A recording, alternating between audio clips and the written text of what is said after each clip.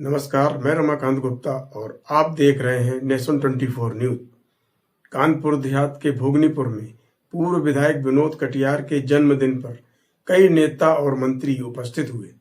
कार्यक्रम में यूपी सरकार के उप मुख्यमंत्री केशव प्रसाद मौर्य शामिल हुए और उन्होंने विनोद कटियार की माताजी की मूर्ति का अनावरण किया। इस दौरान मंच से उप मुख्यमंत्री ने समाजवादी पार्टी पर जमकर हमला बोला और 27 के चुनाव को लेकर बड़ा दावा किया। कानपुर देहात के भोगनीपुर में आयोजित पूर्व विधायक विनोद कटियार के जन्मदिन समारोह में राजनीति के कई बड़े चेहरे एक मंच पर नजर आए। यूपी के उप मुख्यमंत्री केशव प्रसाद मौर्य कार्यक्रम में मुख्य अतिथि के रूप में पहुंचे। उन्होंने विनोद कटियार की स्वर्गीय माताजी की प्रतिमा का विधिवत अनावरण किया। कार्यक्रम में यूपी सरकार के कैबिनेट मंत्री राकेश सचानी, पूर्व केंद्रीय राज्य मंत्री साध्वी निरंजन ज्योति, कानपुर सांसद रमेश अवस्थी, क्षेत्रीय अध्यक्ष प्रकाश पाल सहित कई वरिष्ठ नेता और कार्यकर्ता मौजूद रहे। मंच से संबोधन के दौरान उप मुख्यमंत्री केशव प्रसाद मौर्य ने समाजवादी पार्टी पर तीखा हमला बोला। उन्होंने कहा कि वर्ष 2027 के विधानसभा चुनाव में सपा का पूरी तरह सूपड़ा साफ हो जाएगा। मैं आप सबको एक जिम्मेदारी देकर के जा रहा हूं और लंबी बात नहीं करूंगा, अपनी बात समाप्त करूंगा। मैं जिम्मेदारी देकर के जा रहा हूं। 2027 में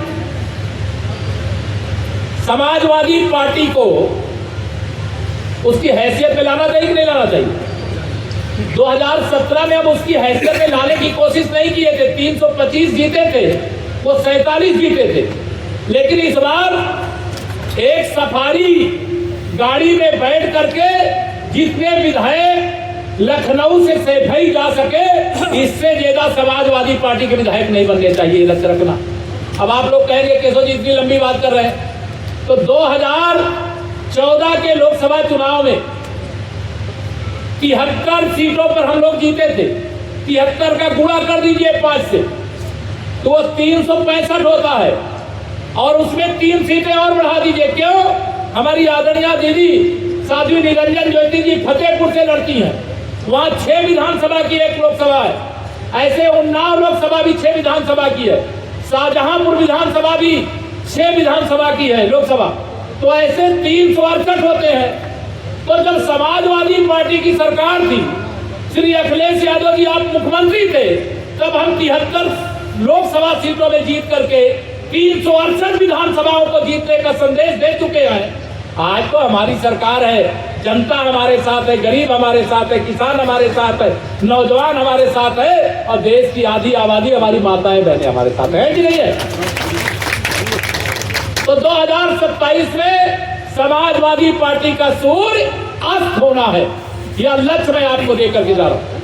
और इसके साथ यह भी कह के जा रहा हूं, मतदाता सूची का शुद्धिकरण चल रहा है। आप जागरूक नागरिक के रूप में, लोकतंत्र के पहरेदार के रूप में, बाबा साहब डॉक्टर भीमराव अंबेडकर ने जो हमें अधिकार दिया है वोट देने का, जिसके आधार पर विधायक और सांसद चुने जाते हैं, उस अधिकार का इस्तेमाल करके 2027 में समाजवादी पार्टी का सूपड़ा साफ कर सके, इसके लिए मतदाता सूची में आपका नाम जुड़ना चाहिए कि नहीं जुड़ना चाहिए? दोनों आपका जुड़ना चाहिए कि नहीं जुड़ना चाहिए? जिनका जुड़ गया है मैपिंग हो गई, बहुत अच्छा। जिनका ना जुड़ा हो, अभी आने वाला समय फार्मेसिक से भी भरना जाएगा। अखिलेश यादव जी तमाम ऐसे लोगों के साथ जुड़ करके मतदाता सूची जो इस समय शुद्धिकरण चल रहा है उसका दुष्प्रचार कर रहे हैं, विरोध कर रहे हैं। लेकिन मुझे पूरा विश्वास है, आप सब अगर एक जागरूक नागरिक के रूप में, लोकतंत्र के सजग पहरेदार के रूप में मतदाता सूची में अपना नाम जुड़ा लेंगे, तो आने वाले 2047 तक सपा हो, कांग्रेस हो, आरजेडी हो, टीएमसी हो, डीएमके हो, इनके विधायक और सांसद शायद सदन का मुंह भी न देख पावे, ऐसी स्थिति होने वाली है। यही नहीं, उप मुख्यमंत्री ने सपा पर तंज कसते हुए कहा कि वर्ष 2047 तक सैफई वालों की कुंडली में मुख्यमंत्री बनने का कोई योग नहीं है। 47 तक जब मैं कह देता हूँ कहीं पर भी समाजवादी पार्टी के मुखिया श्री अखिलेश यादव को कि देखिए 2047 तक तो सैफई वालों के कुंडली में मुख्यमंत्री बनने का योग नहीं है। मैंने पूछा भी है कई लोगों, तो वो लोग भड़क जाते हैं मुझ पर।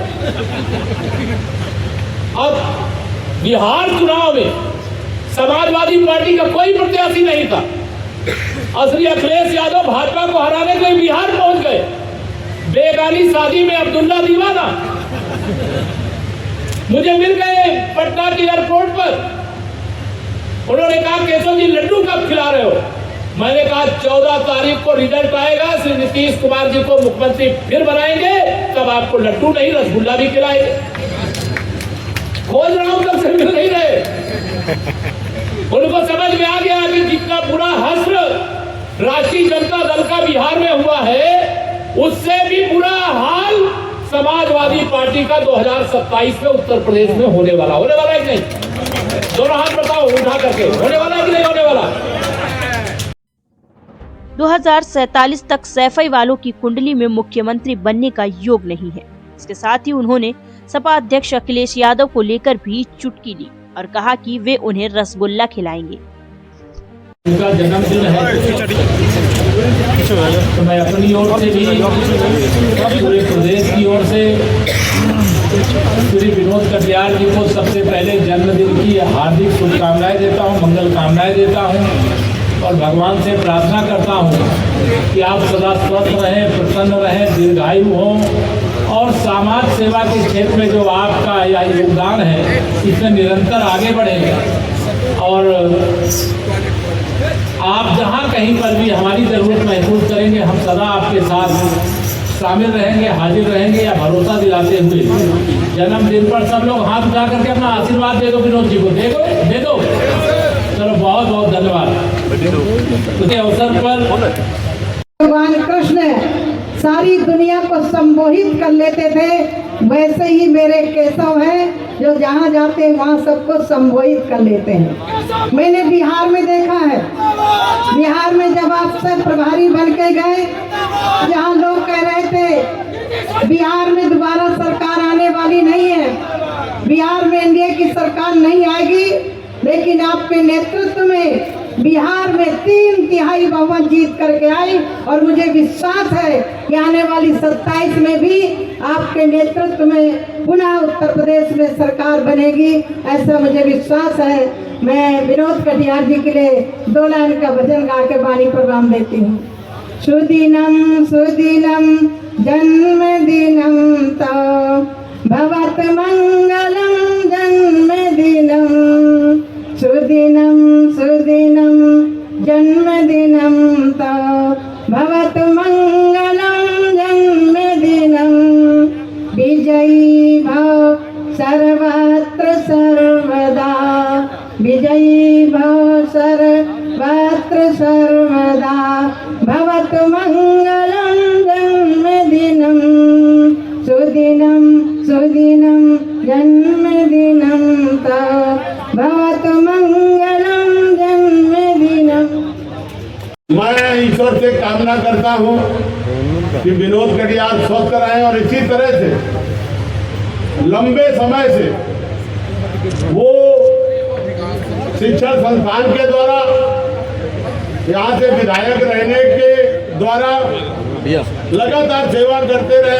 और एक बात मैं आज मंच से कहता हूँ, जब मैं छात्र संघ की राजनीति शुरुआत कानपुर में किया था, उस समय ये भी जागृति के एमए के स्टूडेंट थे और जब मैं वहाँ चुनाव लड़ता था तो मेरा निरंतर कंधे से कंधा मिला करके सहयोग करने का काम कानपुर विश्वविद्यालय की राजनीति में भी सदैव ये मेरे साथ करते थे। आज नहीं, लंबे समय से संघर्षशील नेतृत्व रहा है। और कार्यक्रम में भारी संख्या में समर्थकों की मौजूदगी रही और पूरे आयोजन के दौरान भाजपा नेताओं का उत्साह देखने को मिला। भोगनीपुर से सामने आई ये तस्वीरें साफ दिखाती हैं कि 2027 के चुनाव से पहले सियासी बयानबाजी तेज हो चुकी है। अब देखना होगा कि इन बयानों का असर आने वाले चुनावी समीकरणों पर कितना पड़ता है। कानपुर देहात से रमाकांत गुप्ता की खास रिपोर्ट।